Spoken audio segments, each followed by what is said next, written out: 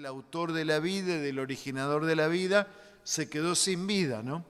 Se quedó sin vida en la cantidad de vida y se quedó sin vida en la calidad de vida.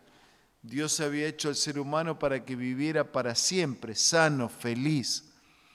Sin embargo, el pecado, o sea, la ruptura de relación con Dios, trae aparejado todo lo que conocemos como dolor, injusticia, enfermedad, muerte. Y ya decíamos anoche que hay un lugar preponderante dentro de todas las enfermedades a las que tienen que ver con una fragilidad emocional, que con cuidado, con apoyo desde lo profesional y lo científico, pero sobre todo desde lo espiritual, podemos tener una salud emocional diferente. Esta noche pretendo resumir el capítulo 3 y el capítulo 4 de este libro, La clave del cambio. Los dos grandes temas tienen que ver con la clave contra la ira y la clave de la libertad, es decir, cómo el ser humano, buscando evadir la realidad, entra muchas veces en el campo de las adicciones y necesita liberarse. Pero vamos por parte y vayamos primero a la clave contra la ira. La ira se ha vuelto tan común, ¿no?, en nuestros días que ya no sorprende. Y por otro lado, la reacción automática ante las amenazas al ego. Algunos de ustedes saben que nosotros pasamos algunos años viviendo fuera de Argentina, trabajando para la iglesia para Sudamérica. Pero yo venía a Argentina periódicamente y también venía de vacaciones para estar con nuestras hijas, nuestra familia. Pero yo noto, después de algunos años afuera, que el nivel de agresividad es tanto, mucho más que cuando nos fuimos. Bueno, siempre en el tránsito se revelan, ¿no?, las características, nuestros genes, nuestra identidad, nuestro ADN. Siempre hubo así un poquito de reacción, por ejemplo, en el tránsito, pero las reacciones que yo veo hoy ya son totalmente desmedidas. Hay gente que no solo grita, no solo insulta, pega y mata si es necesario. Claro que nunca es necesario matar, pero alguno considera que es necesario resolver la injusticia o el maltrato, incluso matando.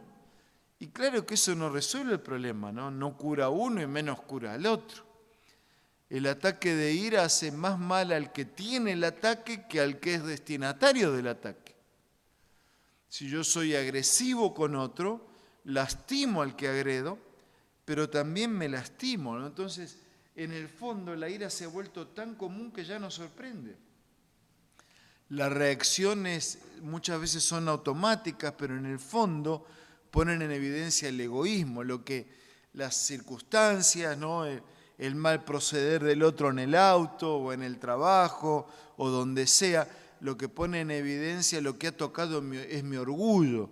Y la gente sale a defender su orgullo y a veces lo defiende desmedidamente y se enferma por la defensa. La ira es una deuda que se le atribuyen a otros para justificar nuestro comportamiento. Es decir, yo reacciono con ira porque has estado mal, pero mi reacción termina justificando mi conducta, mi comportamiento. La ira es el resultado de una reacción impulsiva, de una reacción inconsciente, pero las consecuencias son duraderas. Entonces, 40 segundos de ira pueden representar la cárcel para una persona, para 10, 15, 20 años, para toda la vida. Hay un dicho muy popular, que no es un versículo bíblico y que no está, por supuesto, entre los proverbios, pero dice que a veces sale más cara la salsa que el pollo, ¿no? O sea, no se justifica una reacción y que nos termina saliendo más cara la salsa que el pollo. Y la gente reacciona y se enferma y enferma al otro y no resuelve el problema. ¿Valía la pena reaccionar de esa manera? el error ajeno no justifica mi agresión. Es verdad que a veces alguien se equivoca y uno se molesta, se incomoda, pero de allí a reaccionar con gritos, con insultos, con golpes, con violencia. Y miren que el extremo de la violencia es tal que es donde más ha crecido la violencia es en el seno de la familia. Antes la gente se peleaba con los de afuera, ahora se pelea con los de adentro. Antes la gente le tiraba un golpe a un extraño, ahora le tira un golpe a su esposa, a su esposo, a un hijo. En el milenio pasado, ¿no? Cuando nosotros estudiábamos, y algunos de ustedes no me miren mal porque también son del milenio pasado, si la maestra nos retaba o nos golpeaba, íbamos a la casa con el cuento, ¿qué hacían nuestros padres? Nos golpeaban a nosotros, ¿no? Hoy no, hoy se enojan y van y golpean a la maestra o al profesor. Y los golpes nunca arreglan las cosas, ni en el milenio pasado ni en este milenio. Pero lo que estoy queriendo decir es cómo la sociedad ha cambiado al punto tal que nosotros pretendemos, muchas veces la gente pretende arreglar las cosas a los golpes y encuentra una justificación emocional. Y bueno, yo soy así, y es bueno ir de frente, ser franco, y nos justificamos, ¿no? Claro que esconder el problema y masticarlo también hace daño, pero reaccionar agresivamente también es dañino. La ira se disfraza de justicia, decimos, no, yo estoy haciendo justicia. La ira pone en evidencia el egocentrismo, la ira proyecta la culpa que nosotros podemos tener. Surge cuando creemos que tenemos derecho a explotar. Hay una baja tolerancia a la frustración. Y yo a veces intento ilustrar esto con la olla a presión, ¿no? Cuando va y en algún momento la presión tiene que soltar, porque si no todo revienta. Y nosotros vamos cargando y cargando y cargando y cargando y en algún momento reventamos. Solo que reventamos a veces con un hijo, con la esposa, con un amigo o con un desconocido. Y no resolvemos el problema. Hay que encontrar otras maneras de canalizar el enojo, la injusticia, o el dolor o la adversidad. ¿Qué destruye la ira? La ira envenena por dentro y nos aísla por fuera. O sea, la ira me lastima a mí internamente y me pone en inferioridad de condiciones en el trato para con los demás. La ira me aísla, por eso me lleva a una soledad y rompe las relaciones y a veces hasta en el nivel más cercano, como puede ser la relación de un matrimonio o de padres con hijos.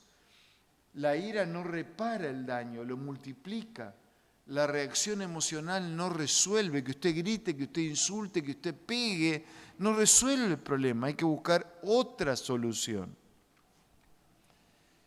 Hay algunas señales de advertencia que nos pueden prevenir de ataques de ira. El perfeccionismo, el pensamiento extremo, el déficit de la comunicación, la agresividad, son llamados de atención. Así como cuando el cuerpo tiene fiebre, el problema no es la fiebre. La fiebre está indicando que hay algún problema en el organismo. Y nosotros cuando nos volvemos excesivamente perfeccionistas, exigimos el perfeccionismo en otros pero no en nosotros, o nos ponemos de mal humor, o nos cuesta comunicarnos, o nos ponemos agresivos, estamos camino a ataques de ira, de cólera mayores. Cada día es una nueva oportunidad para superar la ira. Y antes de entrar en el otro capítulo de las adicciones y de la libertad, déjenme hacer una reflexión a partir de un autor de la Biblia, de un personaje de la Biblia. Voy a resumir su historia en algunos momentos. Me refiero a Moisés. Moisés escribió los primeros 5 libros de la Biblia. Moisés escribió parte de los Salmos. Moisés fue libertador del pueblo de Israel, fue llamado por Dios para liberar al pueblo de Dios. Moisés fue elegido para ser un símil o una ilustración, un tipo que prefiguraba, ¿no?, a nuestro Señor Jesucristo. Y cuando la Biblia habla de Moisés dice que llegó a ser el hombre más manso, pero que llegó a ser el hombre más manso tuvo sus problemas y sus ataques de ira. Y aunque la ira sea un sentimiento universal y sus manifestaciones se vuelven cada vez más comunes, además de encontrar un camino de superación en el respaldo profesional o científico, podemos encontrar recursos desde la perspectiva espiritual. En realidad la historia bíblica nos muestra que todos estamos expuestos a ataques de ira. Moisés era hijo de padres hebreos, fue adoptado por la princesa de Egipto, por lo tanto fue educado al nivel del imperio, creció como ciudadano egipcio, tenía acceso a una vida de comodidades, de prestigio, de riqueza, de poder, y en un momento él renunció a todos esos beneficios, y cuando Pablo resume a los hebreos esto, en el libro de los Hebreos dice que él le pareció mejor sufrir el oprobio de su pueblo esclavo que tener los intereses, las riquezas, los honores del imperio. Tenía todo para ser el número uno. De hecho, si usted tiene la oportunidad de visitar Egipto o si no lo hace vía internet, en el Museo del Cairo, dentro de algunas momias de faraones, está la momia del faraón que ocupó el lugar que Moisés podría haber ocupado. Si Moisés hubiese seguido su carrera militar y política en Egipto, hoy podríamos ver su cuerpo momificado en el Museo del Cairo. Está el faraón que ocupó el lugar de Moisés. Claro que en la Biblia, por la decisión, por la entrega y el compromiso de Moisés, Moisés murió, pero la Biblia dice que resucitó y está en el cielo. Así que la elección de Moisés le llevó a perderse, tener un cuerpo momificado en el Cairo, en el museo, pero le permitió vivir en el cielo, ¿no? Así que le fue bien en su elección. No está como un cuerpo amarrado a la muerte en un museo, sino que está como un cuerpo liberado de la esclavitud y del pecado en una vida abundante en los cielos. Porque un día tomó la decisión, porque su fe, su lealtad, su devoción siempre fueron de Dios. O sea, lo hicieron ciudadano egipcio, pero su corazón siempre fue del Señor. Pero lamentablemente, hasta llegar a tener esa experiencia de fe, de lealtad, él pasó por momentos de ira, sin control. Fue conducido por una razón pecaminosa. Las Sagradas Escrituras relatan significativos momentos de ira en la vida de Moisés. En una oportunidad, viendo a un egipcio golpeando a un hebreo, y ya que Dios le había dicho que él iba a liberar a los esclavos hebreos, entonces él mató al egipcio en un ataque de ira, pero no era esa la manera como Dios quería que liberara. Pero él quiso liberar por su mano, por su cuenta. En otra oportunidad el Señor le dijo que tocara suavemente la roca para extraer agua y él se enojó y golpeó la roca. En lugar de seguir la indicación del Señor, siguió la propia. Cuando bajó del monte Sinaí, donde Dios le dio en 2 tablas los 10 mandamientos, saben que la Biblia fue escrita por hombres de Dios que escribieron siendo inspirados por el Espíritu Santo. Se demoraron casi 1600 años en escribir los 66 libros de la Biblia, 40 autores diferentes. Y cuando uno revisa y repasa la historia, algunos de estos autores no vivieron al mismo tiempo, vivieron en tiempo distinto, pero como el Espíritu Santo colocaba en uno y en otro y en otro y en otro y en todos un mensaje que nacía en el corazón de Dios, en vocabulario humano la Biblia es eso, es la palabra de Dios en vocabulario humano. Y el Señor cuidó y preservó para que ese mensaje nos llegara nítidamente. Pero algunas porciones de la Biblia no fueron escritas así por revelación, por inspiración, el Espíritu Santo guiando a los santos hombres de Dios a escribir y guardando la autenticidad, la antigüedad, preservando el mensaje. Algunas porciones de la Biblia fueron escritas, como los 10 mandamientos, por el propio dedo de Dios. Y se le ordenó a Moisés que subiera al monte Sinaí y el Señor le entregó en 2 tablas los 10 mandamientos. Y cuando él llegó, descendió del monte, encontró el pueblo que en lugar de adorar a Dios se había hecho imágenes, ídolos, y estaban adorando becerros. Y él se enojó, tuvo tal ataque de ira que rompió los mandamientos que Dios había escrito. Y después tuvo que subir nuevamente hacia el monte. Reaccionó cuando vio al pueblo adorando al becerro de oro, arrojó las tablas de los 10 mandamientos y las rompió. En Cádiz, cuando el pueblo clamó por agua, se irritó, golpeó la roca. Moisés expresaba su frustración, su ira hacia los israelitas por sus constantes quejas y faltas de fe.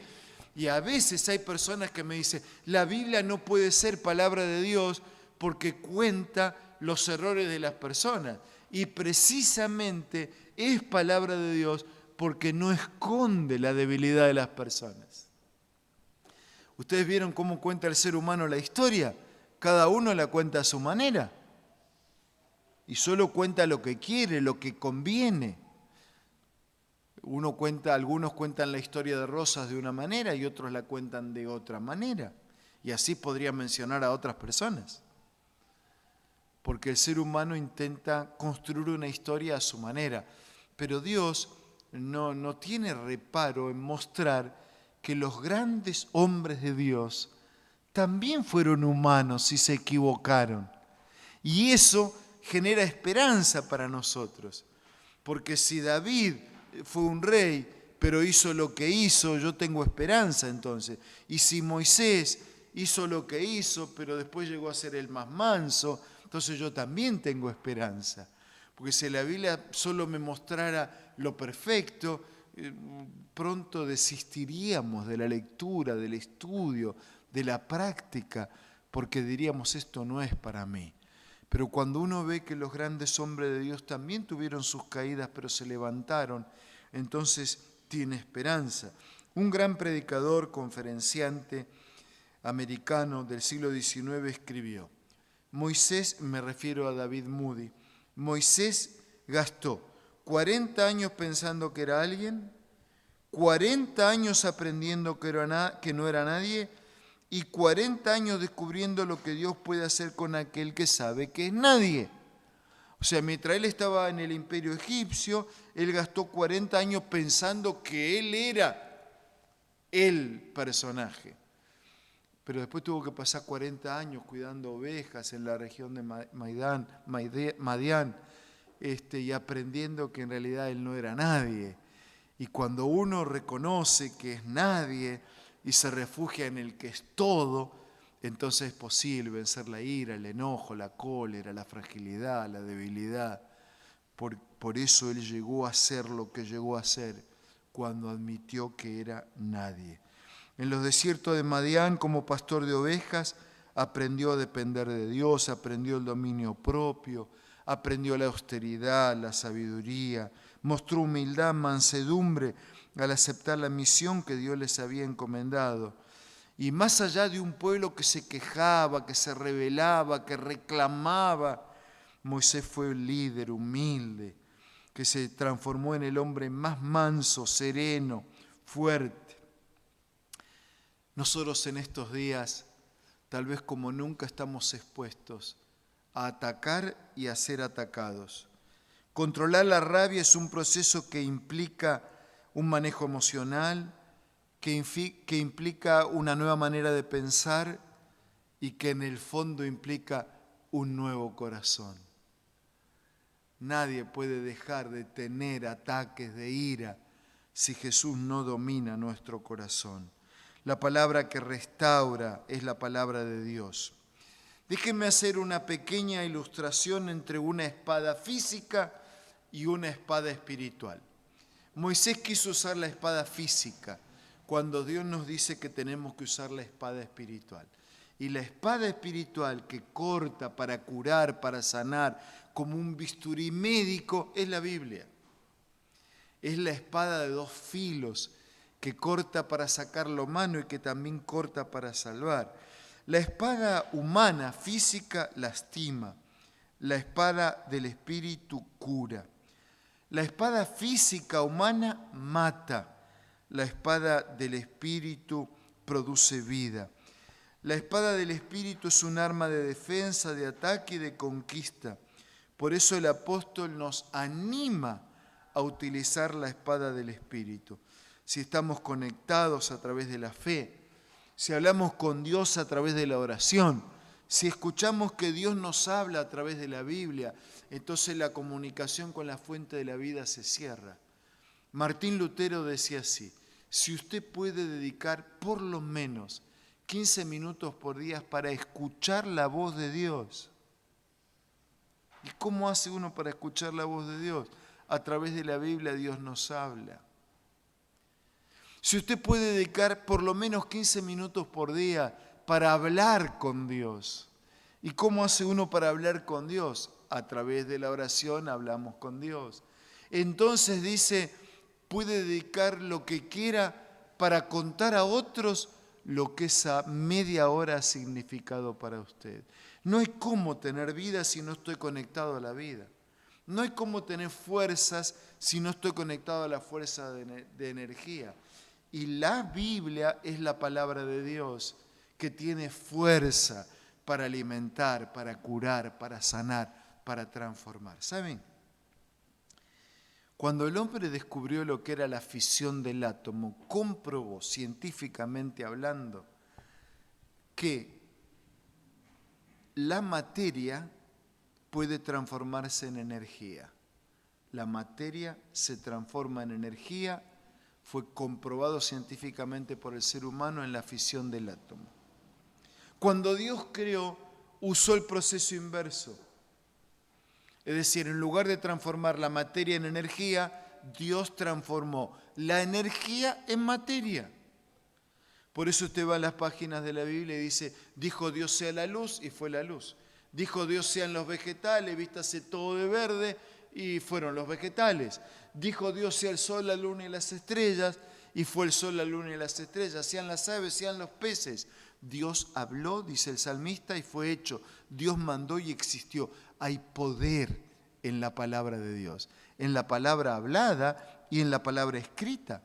Por eso hay vidas que se transforman, personas que se liberan de sus vicios, de sus traumas, de sus ira, de su cólera, de su enojo, de su frustración, de su culpa, porque hay poder en la palabra de Dios. Hay poder en la palabra de Dios. Miren, hay tanto poder en la palabra de Dios que una persona que estaba atada a las drogas, y de esa manera voy a ir introduciendo el nuevo capítulo, le dieron una Biblia de regalo. ¿Saben para qué usaba la Biblia? Para preparar sus cigarrillos de marihuana.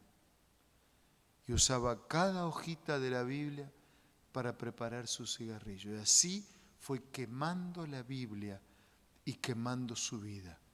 Pero le quedó una página sin quemar. Y solo esa página de la Biblia que quedó sin quemar le cambió la vida. Porque lo sacó de las drogas y lo puso en un camino de salud, de fe y de esperanza. Sí, hay poder en la palabra de Dios. Si estoy conectado a la fuente de la vida, entonces tengo el poder de Dios para luchar. Y eso es lo mismo que necesito para encarar otras situaciones. Necesitamos evitar el fuego cruzado, necesitamos no discutir en medio de la tormenta emocional, necesitamos hacer una pausa antes de responder, necesitamos encontrar pasatiempos que sanan, como el descanso, pintar, caminar, leer, jardinería, echar mano de la fe, echar mano de otra manera de canalizar nuestras reacciones y la presión que acumulamos frente a la injusticia. Moisés pasó de ser un príncipe impulsivo a ser un líder impaciente. Aprendió a canalizar su emoción. Cerrando esta primera parte, con Dios la ira se transforma en mansedumbre, la paz interior es posible. Ahora quiero concentrarme en la segunda parte de esta noche, en lo que se presenta en el capítulo 4 de este libro. La verdadera libertad comienza cuando dejamos de ser esclavos de nuestros deseos. Vamos a hablar un poquito de las adicciones. Se llame tabaco, se llame alcohol, se llamen drogas, se llamen medicamentos, se llame comida, se llame dinero, se llame juegos de azar. Hay personas que se hacen adictos y eso lo esclaviza, lo lleva a la destrucción y a la muerte. Es que en el fondo lo que el ser humano está buscando es consuelo.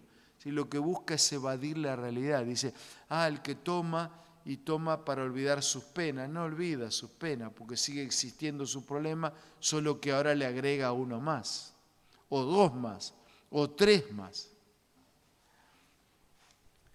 ¿Qué es una adicción? Es una necesidad compulsiva de repetir un comportamiento a pesar de consecuencias negativas. Son cárceles disfrazadas de alivio. Dice la persona, no, pero yo empiezo a fumar y me alivio. No se alivia nada. Se incapacita para percibir la situación. Y a aquel que toma le pasa lo mismo. No resolvió el problema, pero él disminuye su comprensión de la realidad. Lo mismo con aquel que intenta evadir con las drogas, no importa cómo se llamen. Las adicciones producen un daño físico, emocional, espiritual, destruyen lentamente lo que más valoramos. ¿Y por qué caemos en las adicciones? Por vacíos emocionales, por heridas, por curiosidad, por probar, porque algunos hablan de placeres inmediatos. Algunos llegan a estos caminos de adicciones y lo que no se sana se repite, se mantiene. Y si yo tengo algún tipo de adicción, que no necesito decir cuál es, y a veces la persona dice, no, yo al alcohol lo controlo, no, yo lo domino. ¿Saben? La misma ciencia dice, el único camino para evitar volverse alcohólico es la abstinencia. No, yo soy moderado, yo me controlo, un vasito. No existe eso. Porque lo que parece ser un alcohólico moderado o un alcohólico social tiene más tendencia a transformarse en un alcohólico crónico. Entonces, lo primero que tengo que hacer es reconocer el problema. No se puede cambiar lo que no se reconoce, lo que no se admite. No puedo tomar un remedio si no me considero enfermo. No puedo hacer un tratamiento si no reconozco mi necesidad. No estoy dispuesto a asumir mi responsabilidad. Primer paso, reconocer el problema. El proceso de sanidad y libertad comienza con reconocer, con buscar ayuda, con reemplazar hábitos, con restaurar la identidad. La libertad no es un evento, es un camino. La felicidad no es un evento, es un camino. La eternidad es un camino que un día será definitivo, pero que comienza aquí a través de la fe y de la relación con Dios. Los recursos para sanar, un apoyo espiritual, una terapia en comunidad. Dios no dice, a ver, salgan del pozo. Él baja y se pone a nuestro lado. Cuando nosotros comenzamos con mi esposa nuestro ministerio, trabajando en el pastorado, atendiendo iglesias, teníamos unos 21 años. Fue hace más de 48 años en General Roca, Río Negro. Mi esposa nació ahí, nuestra hija mayor nació en Roca. El papá de mi esposa había sido pastor en esa ciudad. Y ella nació ahí cuando el papá fue a ese lugar y estableció la iglesia. Ellos no buscaron un lugar donde alquilar, no había, así que le autorizaron, él tenía unos ahorros, hizo 2 piecitas donde ellos vivían como familia, 2 piezas, una cocina y un salón. Y en el salón empezó a hacer reuniones y en el salón hizo la iglesia, así que la casa y la iglesia estaban juntas. Nosotros comenzamos nuestro ministerio allí y yo conocí ahí un hermano, Héctor Sonda. Era un anciano en la iglesia, un líder así, misionero, trabajador. Y un día me dijo, pastor, cuando usted pueda, pase por casa que le voy a contar mi historia. Entonces yo pasé por la casa y él me contó esta historia. Dice, pastor, él era un constructor, era albañil, tenía grandes obras, nos ayudó después en la construcción de un templo mayor, un templo grande en la ciudad. Dice, yo no siempre fui adventista y no siempre fui anciano de iglesia. Él era anciano de iglesia, era profesor de escuela sabática y además era instructor bíblico, o sea, le enseñaba la Biblia a otros y preparaba personas para el bautismo. 40 personas, 50 personas, 30 personas cada año se bautizaban como resultado del trabajo de este hermano, Héctor Sonda. Y me dice, pero yo no siempre fui un creyente. ¿Y usted qué era antes? Dice, yo era ebrio. Bueno, pero eso no es una profesión, ¿no? Bueno, dice, pero para mí era una profesión, porque yo vivía más ebrio que sobrio. ¿Y qué pasó? ¿Cómo salió de la bebida? Un día, dice, me caí en un pozo de 27 metros. Y estaba ya medio así, pero antes de desmayarme, yo alcancé a tener un instante de reacción, miré para arriba y dije, Dios, si existes, si me sacas de este pozo, yo voy a seguir tus enseñanzas. Yo me desmayé, dice, me sacaron del pozo, me llevaron al hospital. Estuve unas 6, 7 semanas entre la vida y la muerte, hasta que finalmente el Señor le preservó la vida. Él salió del hospital, volvió a su casa. Y una de las primeras cosas que él hizo al salir del hospital fue recorrer la ciudad y buscar una iglesia. Se puso así, calle por calle, buscando una iglesia. Y encontró una iglesia, adventista del séptimo día. Y entró a esa iglesia. Se sentó allá en el fondo, escuchó. Fue la primera vez que él estaba en una iglesia y nunca más faltó a la iglesia, nunca más. Y dice, yo estudié y Dios me transformó de alcohólico en sobrio. Fue con Dios que él venció el alcohol. Fue con Dios que él se transformó y liberó su persona, ¿no?, de las garras de este vicio, de esta adicción. Y él me dijo algo más ese día. Me dijo, sabe, acá en la iglesia no muchos saben, pero yo no sé ni leer ni escribir. Anciano de iglesia, predicador, maestro de escuela sabática. Le enseñaba la Biblia a otros y él no sabía ni leer ni escribir. Le digo, Héctor, ¿y cómo usted hace para enseñarle la Biblia a otros? Entonces me trajo una Biblia que tenía un montón de cintas de colores, ¿no?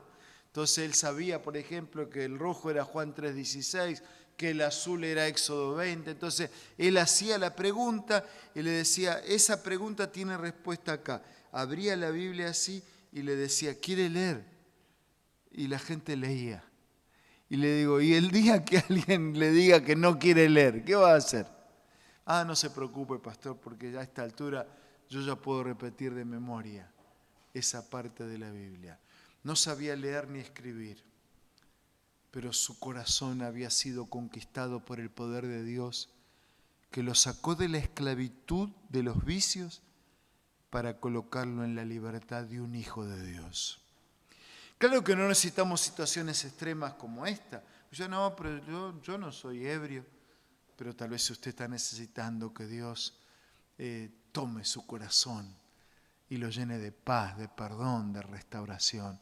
Tal vez no es el alcohol, tal vez no es la droga, tal vez no es el tabaco, pero tal vez haya algo que nos domina, de lo que somos adictos, y necesitamos entender que Jesús no nos reta por encontrarnos en el fondo del pozo, y tampoco nos dice desde arriba: cuando salgas, si aprendiste a caminar conmigo, no te vas a caer.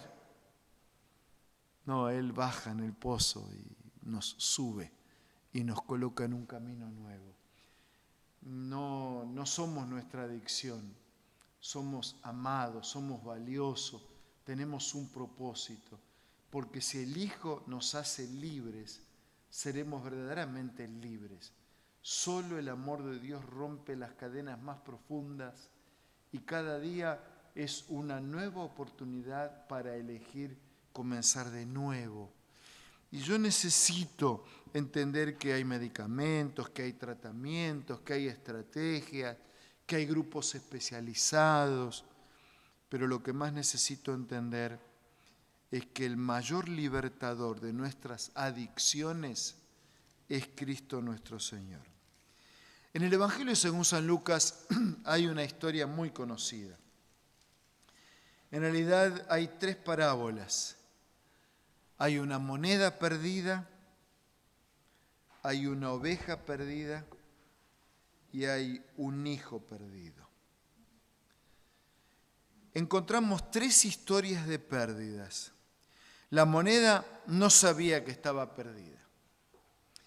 La oveja sabía que estaba perdida y lo sufría, pero no sabía cómo volver a casa. El hijo pródigo sabía que estaba perdido, sabía cómo volver a casa, pero estaba atrapado en sus vicios. La oveja se perdió por su propio descuido. La moneda se perdió porque alguien se descuidó y descuidó a la moneda y se le perdió. El hijo se perdió por su propia elección y por su propia voluntad. Y estas 3 parábolas ilustran a todos. Todos estamos perdidos en nuestros vicios, en nuestros delitos, en nuestras cadenas, en nuestra fragilidad, en nuestra culpa. Perdidos como la moneda, sin saber que estamos perdidos. Perdidos como la oveja, que sentimos el frío, pero no sabemos cómo volver. O perdidos como el hijo, que sabemos de dónde nos fuimos y también sabemos cómo volver. La historia más dramática de estas 3 es la del muchacho. Esta es la historia más dramática de las 3. ¿Por qué es la historia más dramática? Porque bueno, la moneda, insisto, está perdida, pero no sabe que está perdida. La oveja está perdida y no sabe volver. Pero hay un pastor que sale a buscar las ovejas que están perdidas. Dice la Biblia que el Señor no se conforma con decir: tengo 99 ovejas bajo el calor y el abrigo del redil. ¿Qué importa que falte una si después de todo tengo 99? ¿Usted cree que una madre podría razonar así? Miren, tengo 5 hijos, se muere uno, y una madre sana de corazón, porque hay quienes no están sanos. ¿Usted cree que alguien podría razonar y consolarse así? Bueno, después de todo me quedan 4 hijos, perdí uno, pero me quedan 4. No, le va a doler el hijo que le falta y sale a buscarlo. El muchacho se rebeló contra el padre, se rebeló contra la familia, pidió su herencia, se fue. La herencia era un asunto legal, pero no era un asunto respetuoso, porque la herencia se la recibe después de la muerte, y si usted pide la herencia antes de la muerte, está diciendo que no le importa nada a ese padre y que para usted está muerto, así que como ya está muerto, que le dé la herencia por anticipado. Pedir la herencia era como desear la muerte prematura del padre. Prefirió más las cosas que a las personas. Y cuando uno lee, nos vamos a detener un poquito más en esta historia, de ese versículo 11 de Lucas 15. También dijo, un hombre tenía 2 hijos, y el menor de ellos le dijo al padre, Padre, dame la parte de los bienes que me corresponde. Legalmente estaba bien, estaba asesorado por abogados, le correspondía, pero después de la muerte y no antes de la muerte.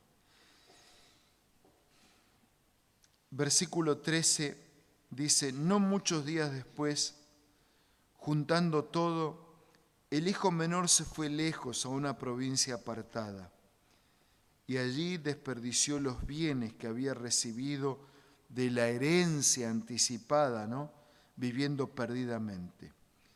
Y cuando todo lo hubo malgastado, vino un gran hambre en aquella provincia, comenzó a pasar necesidad. Entonces se arrimó uno de los ciudadanos de aquella tierra, le envió a su hacienda para que apacentara cerdos, deseaba llenar su vientre de las algarrobas que comían los cerdos, pero nadie le daba. De pronto, dice el versículo 27, volvió en sí, recapacitó. El dolor, la angustia lo hizo pensar. ¿Cuántos jornaleros, cuántos empleados en la casa de mi padre tienen abundancia de pan? Yo aquí perezco de hambre. Me levantaré, iré a mi padre, le diré, Padre, he pecado contra el cielo y contra ti. Ya no soy digno de ser llamado tu hijo. Hazme como uno de tus jornaleros. Y enseguida voy a seguir leyendo el versículo 20. Pero déjenme seguir haciendo este contraste y esta insistencia en el asunto. Se fue con la herencia anticipada. Tuvo amigos mientras tenía dinero. ¿Eran amigos o eran interesados en su dinero? Cuando se acabó el dinero, ¿qué pasó con los amigos? Se le acabaron los amigos. Solo que mientras tenía dinero fue atado, ¿no? Encadenado por los vicios. Conoció, adquirió vicios, consumió su dinero, su salud física y su salud emocional.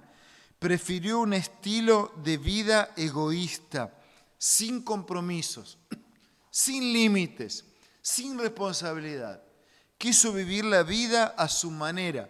Y la gente se engaña porque dice, quiero ser libre, y no se da cuenta que en ese ejercicio de la libertad mal entendida se hace esclavo. Y mientras quiso ser libre se hizo esclavo. Prefirió experimentar placeres a su antojo, prefirió gastar sus futuros recursos, prefirió abusar de los excesos, prefirió transgredir los principios, privilegió su vida independiente más que su vida en familia. Con el dinero pudo comprar cosas, pero hay otras cosas imposibles de comprar por más dinero que se tenga. Yo con el dinero hasta puedo comprar jueces, pero no puedo comprar la justicia. Hasta puedo comprar una casa, pero no puedo comprar un hogar. Hasta puedo comprar remedios, pero no puedo comprar la salud. Y lejos de la casa, los amigos le duraron lo que le duró el dinero. Cuando el dinero se acabó, se acabaron los amigos. En la abundancia, muchos estaban al lado. Cuando llegó la hambruna, se quedó solo. Y tuvo que hacer lo que no quería hacer en la casa del Padre. ¿Qué es lo que no quería hacer en la casa del Padre? Trabajar. Y por eso se fue. Y ahora tenía que trabajar. ¿Y saben qué? Él era judío. Y el judío no come cerdo. Por lo tanto, no trabaja con los cerdos. Y él tuvo que cuidar cerdos. O sea que para él no había trabajo peor para conseguir que el de cuidar cerdos. Y queriendo comer la comida del cerdo, y ni siquiera eso podía. Y de repente, en medio de su angustia, en lo profundo del pozo, a 27 metros de profundidad, mareado por el alcohol, atontado por el golpe, como que reaccionó, que volvió en sí y dijo, yo estoy así acá y allá, no el hijo, el empleado en la casa de mi padre está mejor que yo. Se arrepintió mientras cuidaba a los cerdos, trabajo considerado impuro para un joven judío. Quería comer la comida del cerdo y no podía. Y mientras añoraba la comida de su casa que otros comían en abundancia, dice, ¿cuántos allá tienen de sobra? Yo acá ni siquiera esto. Percibió que el pecado, es decir, la separación de Dios y sus principios, promete libertad, promete estímulos, promete prosperidad, promete riqueza. El que juega y es adicto a los juegos cree que se va a hacer millonario. Son muy poquitos los que se hacen millonarios con los juegos, a expensas de los que se hacen pobres y cada vez más pobres. Se dio cuenta que esa búsqueda de libertad, de prosperidad, de plenitud, solo le llevó a la esclavitud, a la miseria, al vacío, a las puertas de la muerte. Y él confesó que su padre era generoso, que ser empleado en la casa de su padre era mejor que la falsa libertad que había buscado. Y el amor del recuerdo de su padre, que ilustra el amor de Dios, lo llevó al arrepentimiento y al regreso. Abandonó sus vicios, volvió al Padre. Déjenme leer ahora, continuar con la lectura del relato bíblico, versículo 20. Entonces se levantó y fue a su padre. Cuando aún estaba lejos, lo vio su padre y fue movido a misericordia y corrió y se echó sobre su cuello y lo besó. ¿Saben, hermanos, por qué el padre todos los días salía a mirar para ver si volvía? Porque ese es Dios. Está esperando que todos los días volvamos. ¿Saben por qué el padre corrió y no lo esperó acá? No solo porque tenía la expectativa del reencuentro, por un detalle serio que a veces se pasa por alto. En esos pueblos de aquellos días, ¿ustedes creen que un hecho así, por más que no había WhatsApp, ni había TikTok, ni había Instagram, ¿ustedes creen que ese hecho no era conocido por todo el pueblo? Era conocido. Era un desprecio, era una burla, era una vergüenza, era una afrenta. ¿Saben por qué el padre corrió? Porque la población iba a salir a apedrearlo y a matarlo, porque eso es lo que merecía por lo que había hecho. Y el padre, antes que la justicia, antes que la honra fuese reivindicada, matando, él corrió. Corrió como corrió Jesús cuando vino del cielo a la tierra, para que Él muriera la muerte que nosotros tuviéramos que morir. Salió corriendo al encuentro, puso su corazón, puso su cuerpo para proteger a su hijo. Sí, al derrochador, al perdido, al adicto, al que vivió desenfrenadamente, al enemistado, al culpable, al que conoció la miseria, pero que ahora se había reconciliado. Y tanto era así que hasta produjo celos, ¿no?, en el otro que se quedó en la casa, porque el papá le hace una gran fiesta y el otro dice, yo siempre acá me rompo todo, trabajo, y a él la gran fiesta y para mí nada. Dios es nuestro Padre. Su amor hacia nosotros es incondicional. Su amor se basa en su carácter y no en nuestros méritos. Su amor es puro, su amor es desinteresado. No vale la pena buscar libertad en los vicios, en las adicciones, en el camino propio. Busquemos la libertad en el amor de Dios. Busquemos las fuerzas en la palabra del Señor. Busquemos la misericordia en la fuente inagotable de misericordia. Laura Hillenbrand resumió la vida de Luis Zamperini, un atleta americano de origen italiano, en un libro que lleva por título Invencible. Una historia de supervivencia, de valor, de perdón, de resistencia durante la Segunda Guerra Mundial. Cuando Angelina Jolie retrató la vida en una película titulada Inquebrantable. Muestra la vida de Luis, una infancia difícil. Apoyado por la familia, se dedicó a entrenar arduamente. Dejó el alcohol, dejó el tabaco, comenzó a ganar carreras, compitió en los Juegos Olímpicos de Berlín. En 1936 en Berlín obtuvo la victoria en la modalidad de 5.000 metros. Batió el récord de vuelta con 56 segundos y con 19 años se transformó en el deportista olímpico estadounidense más joven. Después se alistó en el Cuerpo Aéreo del Ejército de Estados Unidos, en 1941, fue enviado como bombardero a la isla del Pacífico. En 1943 su avión se estrelló en el océano, murieron 8 de los 11 tripulantes, quedaron 3, Zamperini, McNamara y Phillips. Con un poco de comida y sin agua, subsistieron gracias al agua dulce que caía por la lluvia y a los peces que agarraban de las aguas mientras se defendían de los ataques constantes de los tiburones y de las tormentas. McNamara murió después de 33 días en el mar, quedaron 2.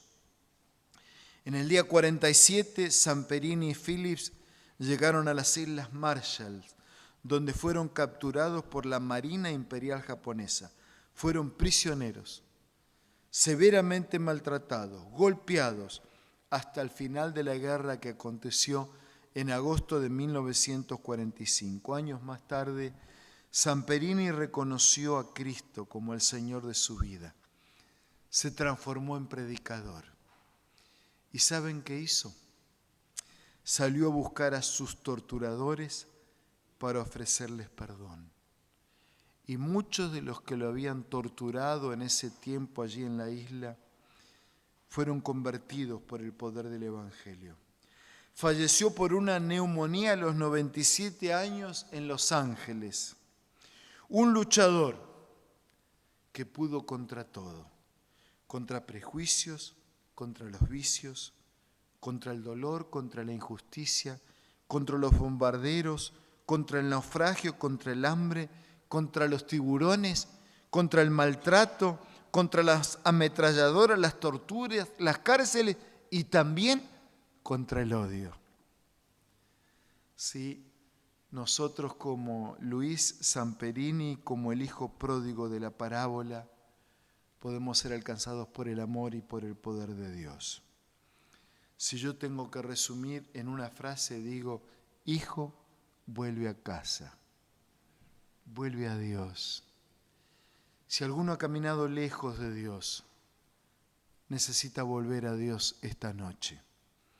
Si alguno no sabe todavía bien lo que es caminar con Dios, necesita estudiar la Biblia, necesita comprender el amor, el carácter, los principios, las promesas, lo que Dios me ofrece para hoy y lo que Dios me ofrece para mañana.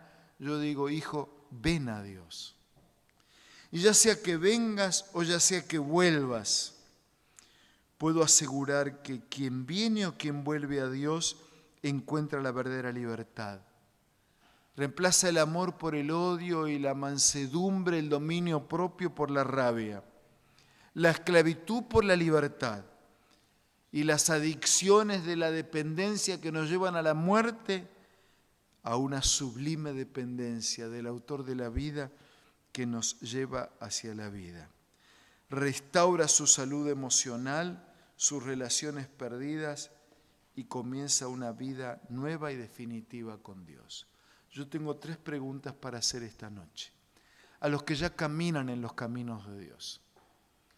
Ustedes quieren renovar la fe, la confianza en Dios y la decisión de continuar caminando con Dios, puedo ver las manos.